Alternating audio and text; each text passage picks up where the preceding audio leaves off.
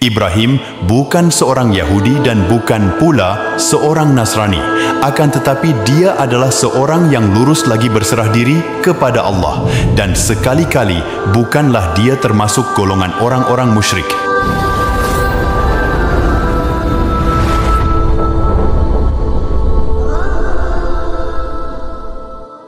Assalamualaikum warahmatullahi wabarakatuh.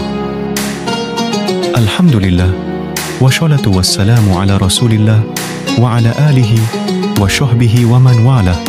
Amma ba'du, sahabat fadillah rahimakumullah. Pada pembahasan kali ini, kita akan mengungkap fakta-fakta sejarah tanah Palestina.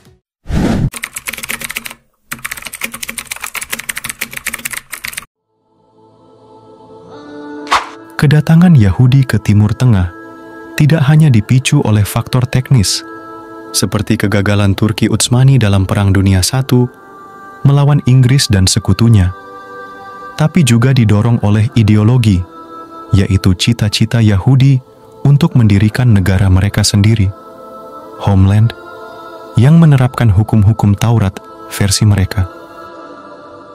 Dari situ, muncul klaim dari komunitas Yahudi yang dipimpin oleh Theodor Herzl, sang bapak Yahudi modern, bahwa kitab suci mereka menyatakan bahwa tanah Palestina adalah warisan bagi bangsa Yahudi.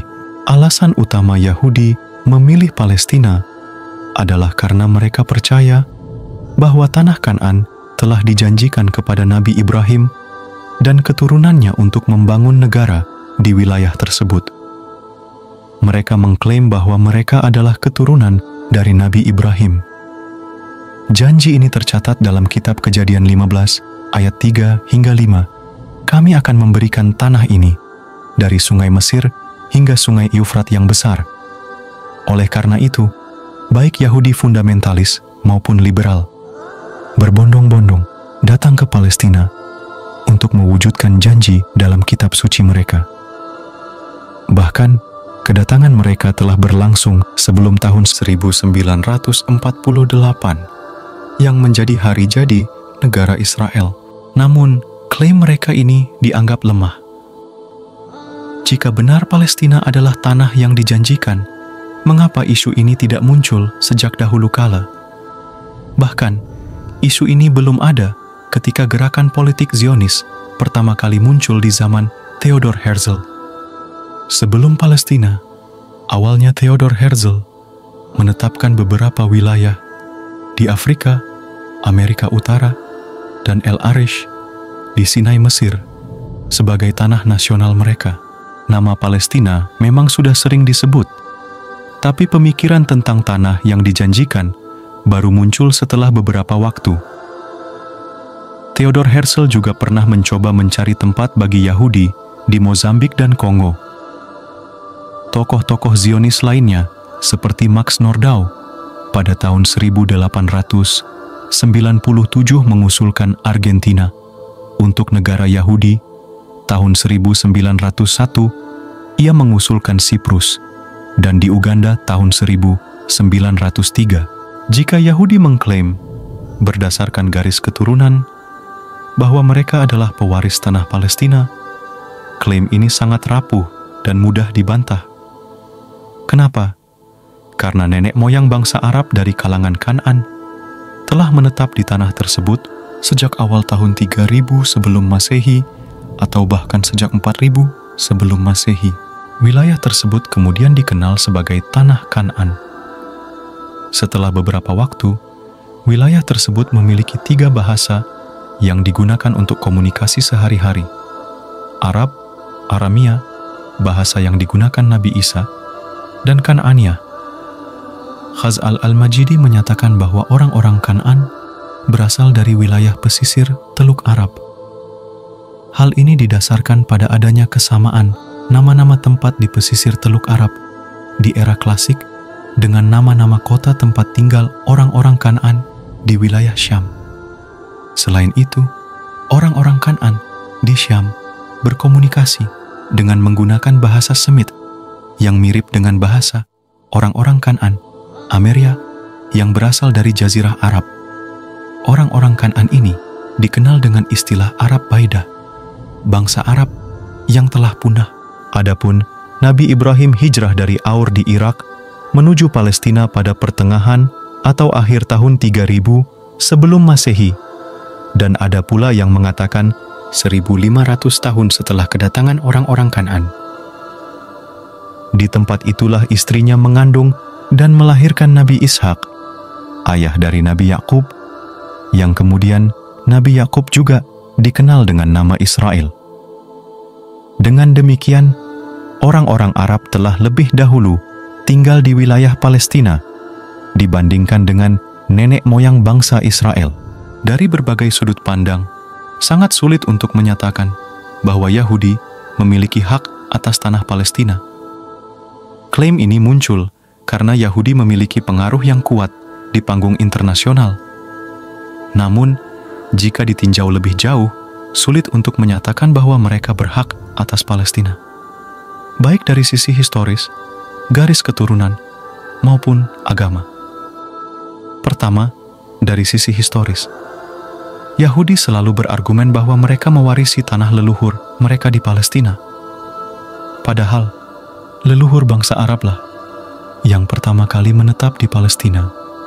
Seperti yang telah dijelaskan sebelumnya, orang-orang Kan'an memegang kekuasaan dan memimpin wilayah Palestina selama beberapa waktu, dan mereka menamai wilayah tersebut dengan tanah Kan'an.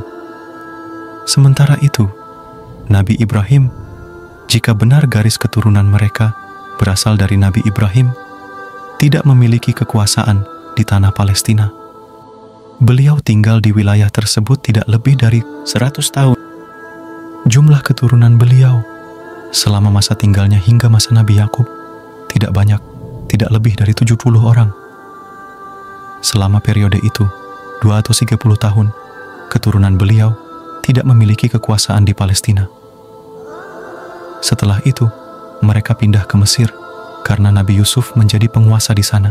Kedua, dari sisi garis keturunan, Yahudi saat ini mengklaim bahwa mereka adalah keturunan Nabi Ibrahim melalui Nabi Ishak, padahal orang-orang Arab Mustaribah juga merupakan keturunan Nabi Ibrahim, bahkan anak pertama Nabi Ibrahim, yaitu Nabi Ismail. Selain itu, Yahudi tidak dikenal memiliki tradisi yang kuat dalam menjaga garis keturunan. Sementara itu, umat Islam dan orang-orang Arab memiliki tradisi kuat dalam hal ini. Islam menjadikan penjagaan garis keturunan sebagai salah satu dari 5 hal yang wajib dijaga dalam Islam. Karena itu, Islam sangat melarang perzinahan. Orang-orang Arab dikenal memiliki tradisi yang kuat dalam menjaga garis keturunan mereka. Upaya kuat dalam menjaga garis keturunan mereka sering dianalogikan dengan pohon keturunan.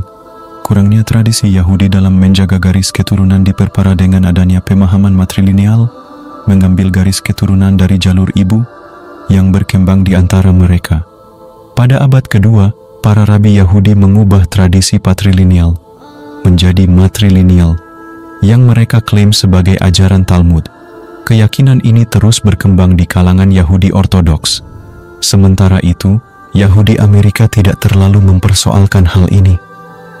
Menurut mereka, jika salah satu orang tua, baik ayah atau ibu, adalah seorang Yahudi dan anaknya tumbuh sebagai seorang Yahudi, maka anak tersebut adalah Yahudi. Dengan demikian, garis keturunan Yahudi semakin rancu. Ketiga, dari sisi agama. Agama yang dibawa oleh para nabi dan rasul adalah agama tauhid, yang mengesahkan Allah Subhanahu wa Ta'ala dan tidak menyekutukannya dengan apapun. Inilah agama Islam. Tidak ada seorang pun nabi atau rasul yang membawa ajaran selain dari ajaran tauhid ini. Oleh karena itu, Allah membantah klaim bahwa Nabi Ibrahim adalah seorang Yahudi.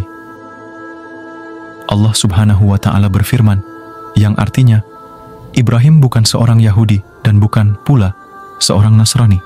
Akan tetapi dia adalah seorang yang lurus lagi, berserah diri kepada Allah, dan sekali-kali bukanlah dia termasuk golongan orang-orang musyrik. Quran Surat Ali Imran ayat 67. Selanjutnya, agama para nabi dan Rasul, yaitu Islam, tidak hanya memandang garis keturunan, tetapi juga mempertimbangkan keimanan. Seperti kisah Nabi Nuh. Nabi Nuh berdoa kepada Tuhannya sambil berkata, "Ya Tuhanku, sesungguhnya anakku termasuk keluargaku, dan sesungguhnya janji Engkau itulah yang benar, dan Engkau adalah hakim yang seadil-adilnya." Allah Subhanahu wa Ta'ala kemudian berfirman yang artinya, "Wahai Nuh, sesungguhnya dia bukanlah termasuk keluargamu. Sesungguhnya perbuatannya perbuatan yang tidak baik. Sebab itu janganlah engkau memohon kepadaku sesuatu yang engkau tidak mengetahui hakikatnya. Sesungguhnya aku memperingatkan kepadamu supaya engkau jangan termasuk orang-orang yang tidak berpengetahuan." Quran Surat Hud ayat 45 hingga 46. Allah Subhanahu wa Ta'ala lebih mengedepankan hubungan keimanan dibandingkan hubungan nasab. Oleh karena itu, Allah Subhanahu wa Ta'ala menyelamatkan pengikut Nabi Nuh dan menggolongkan mereka sebagai keluarganya dan menenggelamkan anaknya yang ingkar kepada Allah Subhanahu wa Ta'ala, walaupun secara hubungan nasab sang anak lebih dekat kekerabatannya dibanding para pengikut Nabi Nuh. Dengan demikian, klaim Yahudi atas tanah Palestina sangat lemah. Mereka tidak memiliki argumentasi yang kuat baik dari tinjauan historis, nasab, dan agama.